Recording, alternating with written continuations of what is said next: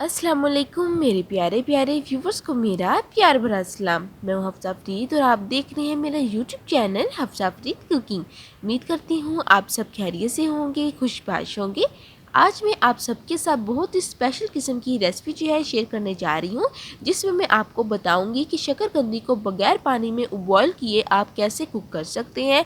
तो बहुत ही आसान सी रेसिपी है, आपने इस रेसिपी को एंड तक वॉच करना है, कोई पॉइंट स्किप नहीं करना। तो चलिए रेसिपी स्टार्ट करते हैं। बिस्मिल्लाहिर्रहमानिर्रहीम। यहाँ मेरे पास सबसे पहले 1 kg के करीब शकरकंदी है और ये आप देख सकते हैं कितनी ज़्यादा मट्टी डस्ट इसके ऊपर लगी हुई है।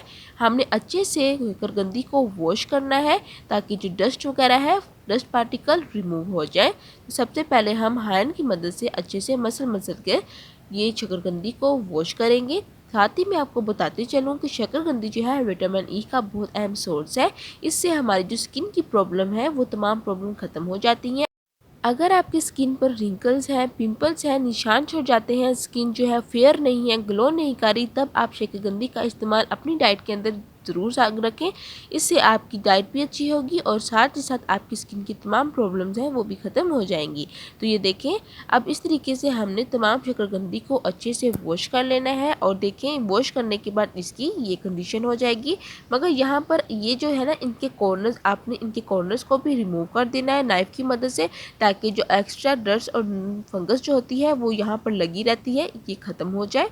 तो अच्छी तरीके से हम यहाँ से भी रिमूव कर देंगे।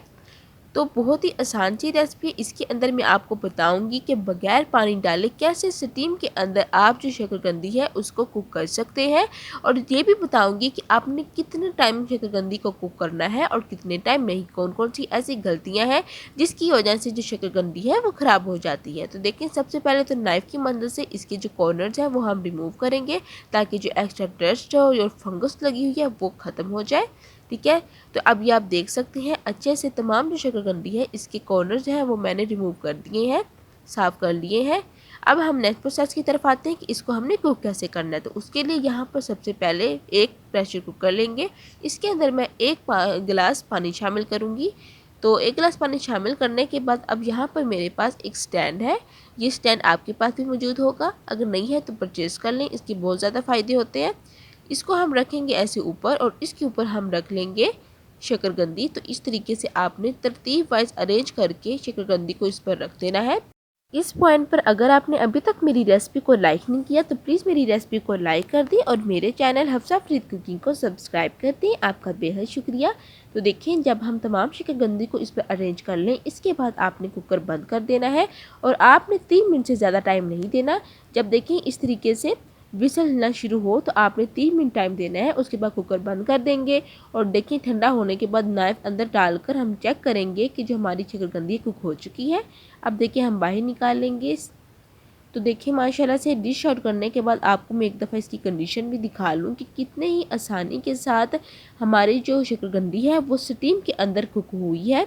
सिर्फ 3 मिनट के अंदर अंदर हमारी जो शकरकंदी है वो कुक हो चुकी है। आपको पानी में बॉयल करने की ज़रूरत नहीं है। और यहाँ पर मैं आपको बताती चलूँ, अक्सर लोग ये गलती कर जाते हैं कि वो ज़्यादा कुक कर लेते हैं।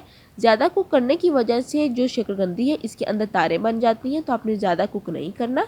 ठीक है, अब देखिए बहुत ही आसानी के साथ हम इसको पील कर लेंगे, छिलका इसका उतार लेंगे और बहुत ही नरम से हमारी जो शकरकंदी है रेडी हो चुकी है। इस तरीके से अगर आप शकरकंदी रेडी करेंगे तो ये बहुत ही मीठी भी बनेगी, फीकी नहीं बनेगी। इसका जो अपना टेस्ट और फ्लेवर है वो भी ख़राब नहीं होगा।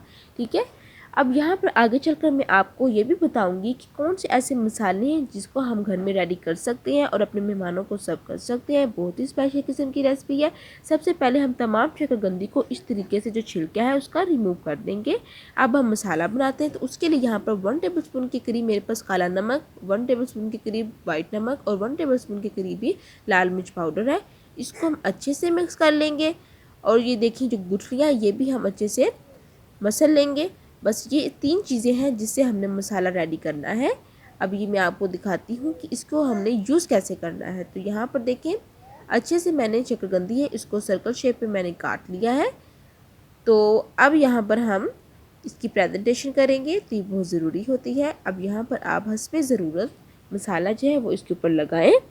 और अब साथ ही इसके अंदर खटास लाने के लिए, खट्टापन लाने के लिए एक स्पेशल इंग्रेडिएंट है जिसका हम इस्तेमाल करेंगे। वो इस्तेमाल करना आपके लिए बहुत ज़रूरी है।